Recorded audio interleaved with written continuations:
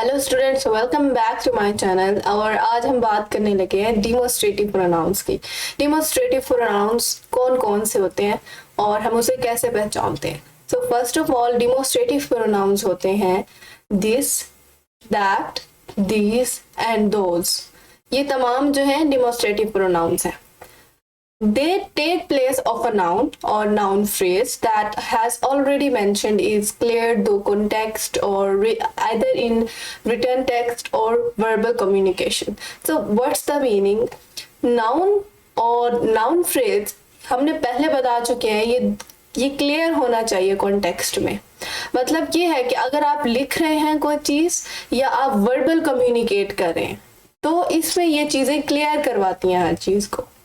जैसे कि दिस हम यूज करते हैं सिंगुलर टर्म के लिए, किसी अकेली चीज के लिए जो भी हमारे करीब है। जैसे कि here is a letter with no return address, who could have sent this।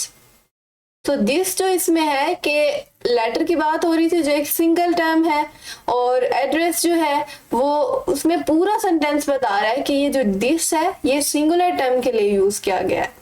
अच्छा, अब हम नेक्स्ट देखते हैं। This is used for multiple items that are near by. मतलब कि जो हम दीज यूज करते हैं वो बहुत सारी चीजों के लिए यूज करते हैं जो भी हमारे करीब होगी। तो डिस्टेंस हो सकता है चाहे वो फिजिकल हो या मेटाफोरिकल हो, तो ये दोनों हो सकते हैं। Take a look at this example. What a fantastic idea, this is the best thing I have ever scene.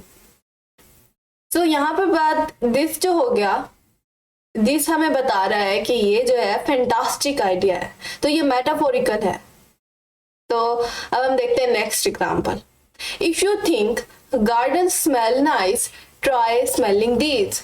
अब हमने पढ़ा था कि दीज हमने यूज करना है जब हमें बहुत सारी चीजें नजर आएंगी जो कि करीब होंगी हमारे, तो हमने इसलिए इस सेंटेंस में दीज को यूज किया। दैट हम यूज करते हैं सिंगुलर टर्म्स के लिए जो हमसे बहुत दूर हो या हमसे थोड़ा दूर हो, तो हम दैट उस चीज के लिए यूज करते हैं। और दोज हम यूज करते हैं बहुत सारी चीजों के लिए जो बहुत दूर हैं या काफी दूर हैं, तो हम दोज उस चीजों के लिए यूज करेंगे।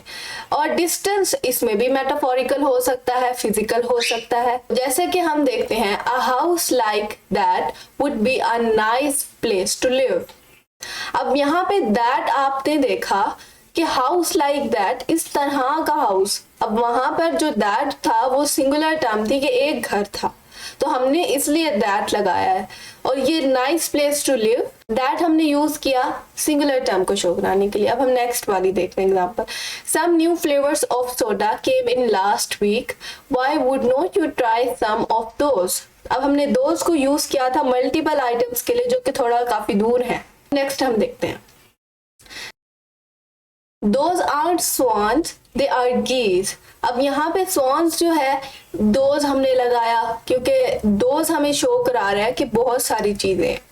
तो swans जो है वो कह रहे हैं कि ये swans नहीं है, तो those हमने लगाया। they are geese कि वो geese है या वो geese है, तो हमने those को इसलिए यूज किया। तो हमारा ये डिमोस्ट्रेटिव प्रोनाउंस वाला टॉपिक कवर हो गया। आई होप आपको समझ आ गया होगा। चलिए आइए देखते हैं कि हमारे पास इनडेफिनेट प्रोनाउंस होते क्या और इसका इस्तेमाल कैसे करना है। इनडेफिनेट प्रोनाउंस हम यूज करते हैं जब भी हमें किसी पर्सन को या किसी चीज को रेफर कराना होगा। मतलब कि हमें उनको स्पेसिफिकली नहीं बताना होगा, लेकिन हमें उनको रेफर कराना होगा। ठीक है, जैसे कि हम देखते हैं कॉमन आइडेंटिफाइड प्रोनाउंस जैसे होते हैं वन, अनदर, एनीबॉडी, एवरीबॉडी और नो वन, नन, अदर। तो ये सब जो है हमारे पास इंडेफिनिट प्रोनाउन है।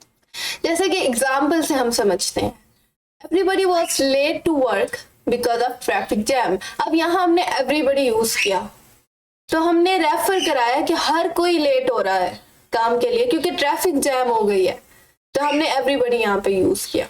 अब नेक्स्ट देखते हैं। It matters more to someone than other. अब सम यहाँ पे हमने यूज किया, ये भी इंडेफिनिट प्रोनाउंस है क्योंकि हमें जरूरत नहीं पड़ रही कि स्पेसिफिकली हम उसे शो कराएं, तो हमने कहा सम हमने यूज किया कि matter some than others. It matter more to some than other. जैसे कि अगली example, nobody knows the trouble I have seen. अब यहाँ पे nobody हमने यूज किया आइडेंटिफाइड प्रोनाउंस कि कोई भी नहीं जानता, हमने स्पेसिफिक करके शो नहीं कराया, हमने कहा कोई भी नहीं जानता कि जो परेशानी मैंने देखी है, तो यहाँ पे हमने इसलिए nobody लगाया। आई होप आपको आइडेंटिफाइड प्रोनाउंस का भी टॉपिक समझ आ गया होगा। अब हम नेक्स्ट बात करेंगे रिफ्लेक्सिव प्रोनाउंस की। रिफ्लेक्सिव प्रोनाउंस होते हैं जो कि रिफ्लेक्ट कर रहे होते हैं हमसे, जैसे कि सेल्फ खुद से रिफ्लेक्ट कर रहे होते हैं। सेल्फ SELVES सेल्फ से और सेल्फ से, जैसे कि हम बोलते हैं myself, yourself, herself और himself, itself, oneself, ourself or yourself, themselves. Reflexive pronouns when both the subject and object of a verb refer to same person or thing। मतलब इसका ये है कि हम जब एक ही जैसे पर्सन से रेफर करा रहे होते हैं किसी चीज को, तो हम रिफ्लेक्सिव प्रोनाउन को यूज करते हैं। जैसे कि एग्जाम्पल है she check herself out of the hotel 30 minutes before check out time। मतलब इस चीज का कि she check herself, उसने खुद को चेक किया, तो हमने she लगाया, ठीक है, ये हमने नाउन लगाया, उसके बाद हमने रिफ्लेक्सिव प्रोनाउन लगाया herself। सो आपको समझ आ गई होगी कि रिफ्लेक्सिव प्रोनाउंस कौन से होते हैं। अब हम नेक्स्ट एग्जांपल देखते हैं।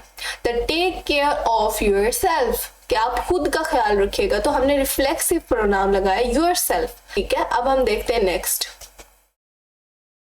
Using myself when you mean me is a common mistake writers and speakers make। So जैसे कि myself और मैं, ये एक बहुत आम मिस्टेक है जो हर स्पीकर और राइटर करता है आमतौर पर।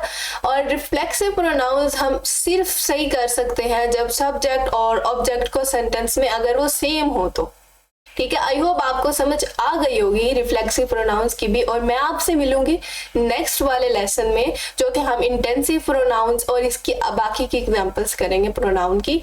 तो तब तक के लिए टेक केयर, गुड बाय।